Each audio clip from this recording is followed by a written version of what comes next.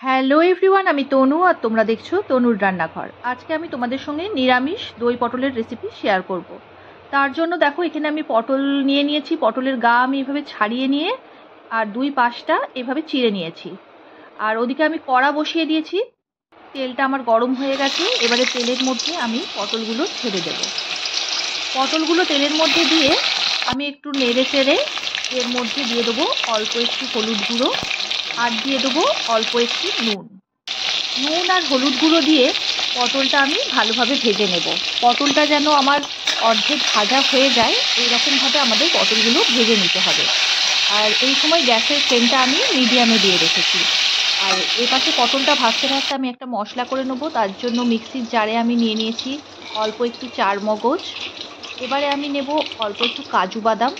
কাজু বাদামটা এখানে আমি ভাঙা কাজু বাদাম ইউজ করেছি। তোমরা গোটা কাজু বাদাম ইউজ করলে 7 থেকে 8টা কাজু বাদাম দেবে। আর নিয়েছি 1 চামচ পোস্ত, এরপর একটু আদা, আর নিয়ে নেব কাঁচা লঙ্কা। এখানে আমি 4টের মতো কাঁচা লঙ্কা ইউজ করেছি। তোমরা যেমন ঝাল খাবে সেই বুঝে কিন্তু কাঁচা লঙ্কাটা তোমরা ইউজ করবে। আর এবারে আমি একটু নিয়ে নেব লিকুইড দুধ। এই লিকুইড দুধটা দিয়ে আমি এর পেস্টটা ভালোভাবে বানিয়ে নেব। আর এখানে দেখো আমার পটলগুলো ভাজা হয়ে গেছে। এবারে এই তেলের মধ্যে আমি একটু দিয়ে দেবো গোটা জিরে। গোটা জিরেটা আমি ফোড়ন দিলাম। আর এবারে দিয়ে দেবো গোটা গরম মশলা। গোটা গরম মশলার মধ্যে আমার আছে এলাচ, দারচিনি আর লবঙ্গ। এই ফোড়নটা ভালোভাবে হয়ে গেলে এবারে আমি বাটা মশলাটা এর মধ্যে দিয়ে দিলাম। বাটা মশলাটা দিয়ে এবারে আমি দিয়ে দিলাম একটু কাশ্মীরি লঙ্কার গুঁড়ো আর দিয়ে দেবো পরিমাণ মতো নুন আর লঙ্কার গুঁড়োটা দিয়ে আমি ভালোভাবে মশলাটা একটু ভেজে নেব, ভালোভাবে কষিয়ে নেব। ভালোভাবে নেড়ে চেড়ে একটু কষিয়ে নিয়ে তারপর আমি এর মধ্যে দিয়ে দেবো টক দইটা।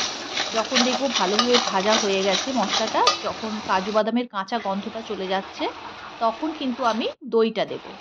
আর যখন দইটা দেবে তখন কিন্তু গ্যাসের ফ্লেমটা একদম কমিয়ে দেবে, না হলে কিন্তু দইটা কেটে যেতে পারে। আর দেখো এই দইটা আমি 1.5 চামচের মতো দই দিয়েছি।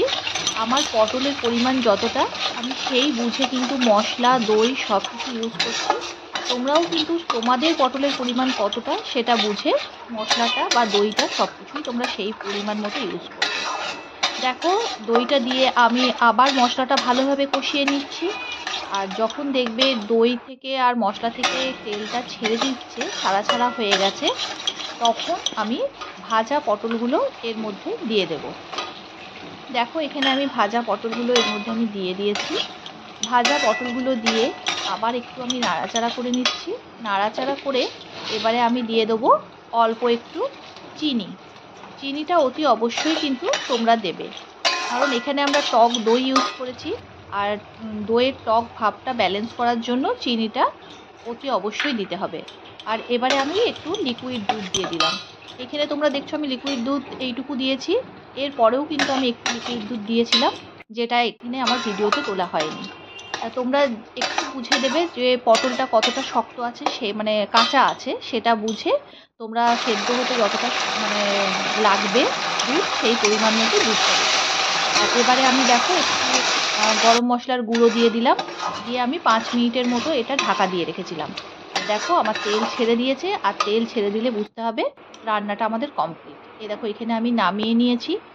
এটা কিন্তু তোমরা ভাত ছাড়াও লুচি, পরোটা, রুটি কিংবা পোলাও, ফ্রাইড রাইস সব কিছুর সঙ্গে খেতে পারো। পোলাওয়ের সঙ্গে তো দারুণ ভালো যাবে।